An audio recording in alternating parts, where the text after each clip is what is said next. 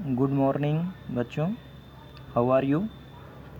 A letter to God कलीशन जो ये पढ़ाया जा रहा था उसके आगे का पार्ट आज पढ़ेंगे, ये पार्ट 4। तो आप लोगों ने उस दिन पढ़ा था कि किस तरह से पोस्ट मास्टर आश्चर्य से कहता है कि पत्र लेखक का विश्वास भगवान के प्रति क्या विश्वास है, और वो इच्छा करता है कि काश उसका भी ईश्वर में उसी तरह से विश्वास होता जैसा कि उस पत्र लेखक का था। तो इसके आगे से आज पढ़ेंगे। So in order to shake the writer's faith in God, the post master came up with an idea. तो इसलिए in order to shake the writer's faith in God, writer's faith यानी पत्र लेखक का ईश्वर में विश्वास को शेक, शेक मीन्स होता है हिलाना, लेकिन यहाँ पर प्रभावित करना, और इन ऑर्डर टू का मतलब के लिए। तो पत्र लेखक के ईश्वर में विश्वास को प्रभावित करने के लिए the post master came up with an idea,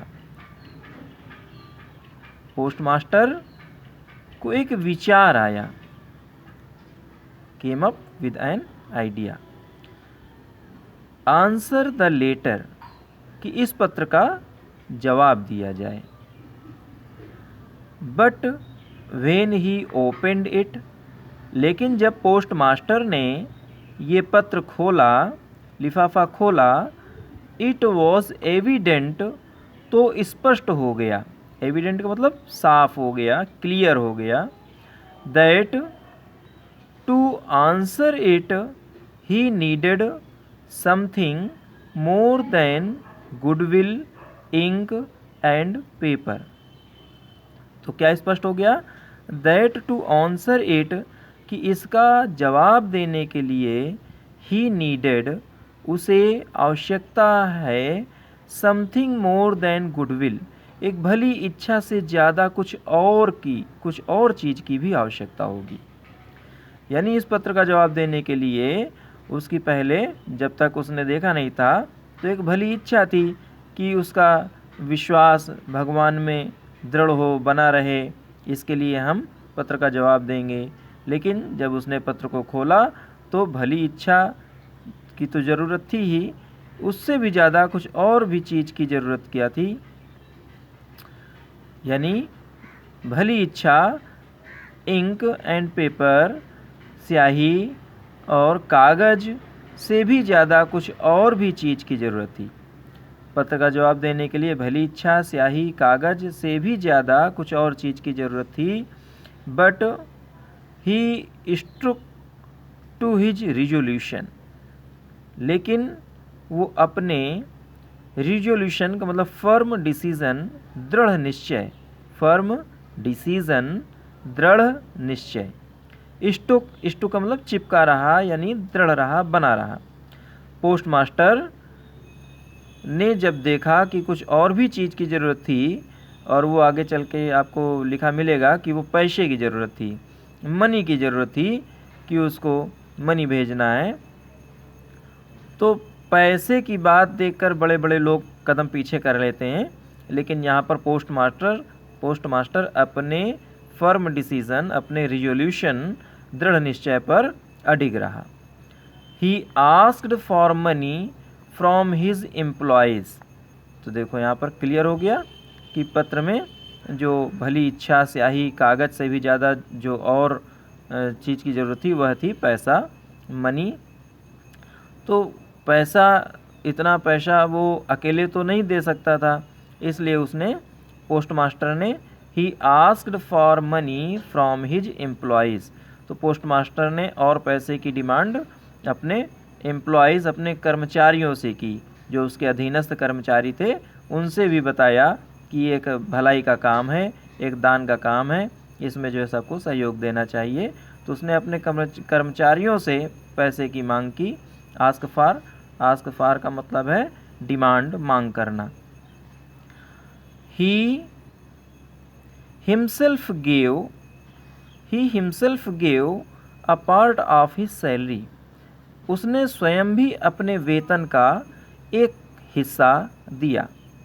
and several friends of his, और उसके तमाम से मित्रों ने भी were obliged to give something for an act of charity, और उसके तमाम मित्र भी इस दान के कार्य में, एक्ट ऑफ चैरिटी माने दान का काम, इस दान के काम में, इस परोपकार के काम में कुछ न कुछ देने में अनुग्रहित महसूस हुए, यानी कृतज्ञ, अपने को कृतज्ञ उन्होंने समझा, धन्य समझा ये दान का काम करके।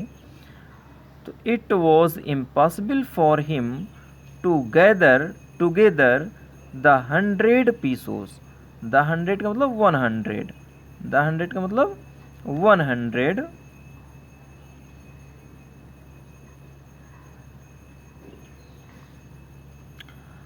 तो it was impossible for him to gather together 100 pieces. तो पोस्ट मास्टर के लिए ये असंभव था, इम्पॉसिबल था फॉर हिम मतलब फॉर द पोस्ट मास्टर के लिए एक साथ, टुगेदर माने एक साथ, 100 पीसोस की रकम, गैदर मतलब कलेक्ट यानी इकट्ठा करना। तो पोस्ट मास्टर के लिए एक साथ 100 पीसोस की रकम इकट्ठा करना असंभव था। So he was able to send the farmer only a little more than half. इसलिए वो post master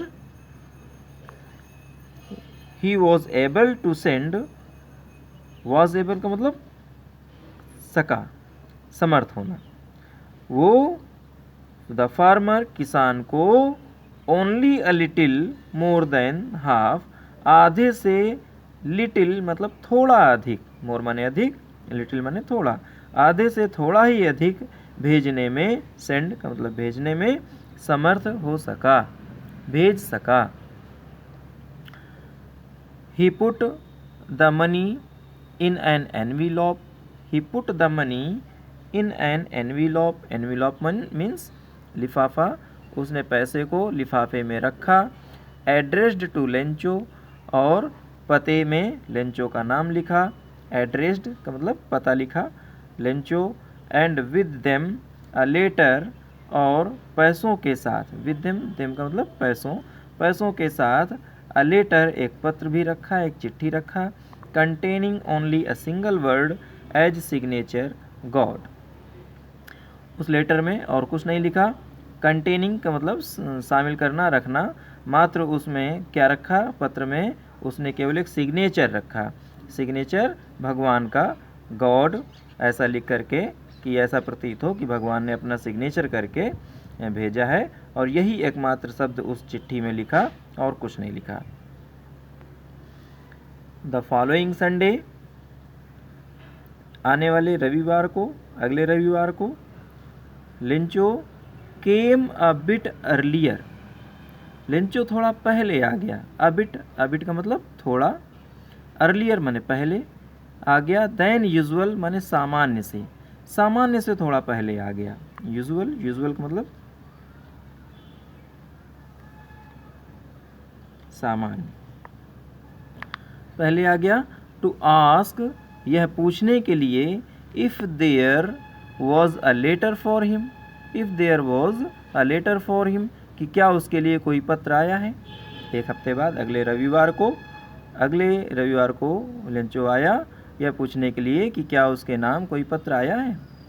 it was the postman himself, ये पोस्टमैन ही था जिसने स्वयं, who handed the letter to him, ये स्वयं पोस्टमैन था जिसने उसको, लेंचो को वह पत्र सौंपा। हैंडेड माने सौंपना, देना। To him, while the postmaster, जबकि पोस्टमास्टर एक्सपीरियंसिंग द कंटेंटमेंट, पोस्टमास्टर यह सब देखकर संतुष्टि का अनुभव कर रहा था। एक्सपीरियंसिंग माने अनुभव कर रहा था और कंटेंटमेंट माने संतुष्टि का अनुभव कर रहा था। ऑफ अ मैन, उस व्यक्ति की तरह, who has performed a good deed, जिसने कोई भलाई का काम किया हो। उस व्यक्ति की तरह वह संतुष्टि का भाव महसूस कर रहा था जिसने कोई भलाई का काम किया हो। जो लोग भलाई काम करते हैं उन्हें एक असीम आनंद, एक असीम संतुष्टि का अनुभव होता है। तो गुड माने भलाई, अच्छा, और डीड माने कार्य। Looked on from the doorway of his office, और वो अपने ऑफिस, अपने कार्यालय के डोरवे, दराज से, दरवाज़ों की दराज से उसे देख रहा था। लिंचो showed not the slightest surprise on getting the money. लिंचो showed माने प्रदर्शित किया, not the slightest surprise, slightest का मतलब जरा भी, और surprise means आश्चर्य। on seeing the money माने पैसा देखकर, धन को देखकर, पैसे को देखकर लिंचो ने जरा भी आश्चर्य प्रदर्शित नहीं किया, जरा भी आश्चर्य प्रकट नहीं किया। Such was his confidence. Such was his confidence. Confidence में विश्वास, ऐसा था उसका विश्वास, यानी उसे विश्वास था, उसे बिल्कुल विश्वास था कि ईश्वर उसे अवश्य ही पैसा भेजेंगे। इसलिए उसको जरा भी आश्चर्य नहीं हुआ कि अरे भगवान ने हमें पैसा भेज दिया, उसने बिल्कुल भी आश्चर्य नहीं किया। But he became angry when he counted the money, लेकिन जब लेंचो ने पैसे गिने, when he counted the money, जब उसने पैसे गिने, तो ही बिकेम एंग्री, वो नाराज हो गया, नाराज हो गया। God could not have made a mistake, भगवान गलती नहीं कर सकता। Nor could he have denied Lencho what he had requested, और ना ही भगवान इनकार कर सकता है, डिनाई मीन्स इनकार करना, लेंचो को ना ही इनकार कर सकता है जो लेंचो ने भगवान से निवेदन किया है, मांग की है। 100 पीसोस रकम की मांग की थी, तो ना तो भगवान देने से मना कर सकते हैं क्योंकि उनके पास पैसों की कमी तो है नहीं, और ना ही जो है कोई गलती कर सकते हैं, भगवान से तो कोई गलती होगी नहीं। Immediately Lencho went up to the window, तुरंत ही लेंचो खिड़की पर गया, पोस्ट ऑफिस की विंडो पर जहाँ से लेटर मिलते हैं, तो वहाँ गया। To ask for paper and ink, और वहाँ पर उसने कागज़ मांगा पत्र लिखने के लिए, और इंक स्याही मांगा। On the public writing table, और सार्वजनिक मेज पर, he started to write with much wrinkling of his brow, और सार्वजनिक मेज पर उसने आरंभ कर दिया टू राइट, पत्र लिखना उसने आरंभ कर दिया। With much wrinkling of his brow, अपने माथे और भौहों में अत्यधिक जोर देता हुआ, यानी रिंकलिंग होता है माथे पर जो सिकुड़न पड़ती है, तो सिकुड़न कब आती है, जब कोई विचार करने के लिए अपने मतलब दिमाग को जोड़ देता है, तो उस कंडीशन पर तो रिंकलिंग पैदा हो रही थी उसके माथे पर, सिकुड़न पैदा हो रही थी। और कास्ड बाय द एफर्ट, और ये उस परिणाम स्वरूप थी। एफर्ट मीन्स प्रयास करना। He had to make to express his ideas, जो उसे अपने विचारों को व्यक्त करने के लिए प्रयत्न करना पड़ रहा था, उसके कारण से ये सिकुड़न उत्पन्न हो रही थी। तो ये समझ में आ रहा है। एफर्ट, काज मीन्स कारण, जो सिकुड़न थी उसका कारण था वो अपने विचारों को व्यक्त करने के लिए जो प्रयास कर रहा था, वह कारण था। यानी कि प्रयास करने के कारण।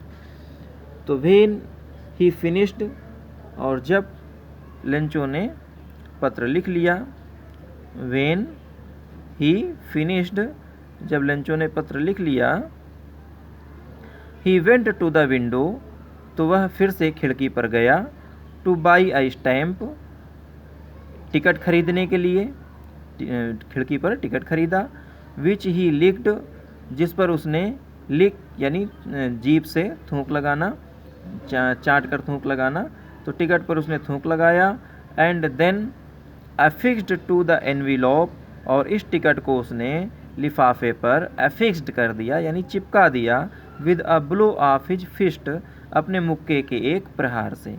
ब्लो माने प्रहार और फिस्ट मीन्स मुक्का। ब्लो मीन्स प्रहार और फिस्ट मीन्स मुक्का। तो मुक्के के प्रहार से उसने इस टिकट को चिपका दिया। The moment that the letter fell into the mail box, the moment माने क्षण, जैसे ही, और उस क्षण जैसे ही, the letter fell into the mail box, letter box में पत्र गया, जैसे ही पत्र गया उसी क्षण, the post master went to open it, post master स्वयं इसे खोलने के लिए गया। इट सेड, इस पत्र में लिखा था, गॉड, हे ईश्वर, of the money that I asked for, जो पैसा मैंने आपसे मांगा, ओनली 70 पीसोज रीच्ड मी, उनमें से यानी 100 पीसोज की रकम मैंने मांग की थी, जिसमें से 70 पीसोज की रकम ही मुझ तक पहुंची। सेंड मी द रेस्ट, शेष रकम मुझे भेज दीजिए। सिंस, चूँकि, I need it very much, चूँकि इसकी मुझे बेहद ज़रूरत है, चूँकि इस रकम की मुझे बेहद ज़रूरत है। But don't send it to me through the mail, लेकिन डोंट सेंड इट, ये रकम मुझे मत भेजना, थ्रू द मेल, डाक द्वारा, किंतु मुझे यह रकम डाक द्वारा अब मत भेजना, because the post office employees are a bunch of crooks, क्योंकि ये जो पोस्ट ऑफिस के एम्प्लॉयज़ हैं, कर्मचारी हैं, क्योंकि ये पोस्ट ऑफिस के कर्मचारी are a bunch of crook, बेईमानों का झुंड हैं। बंच का मतलब झुंड, समूह।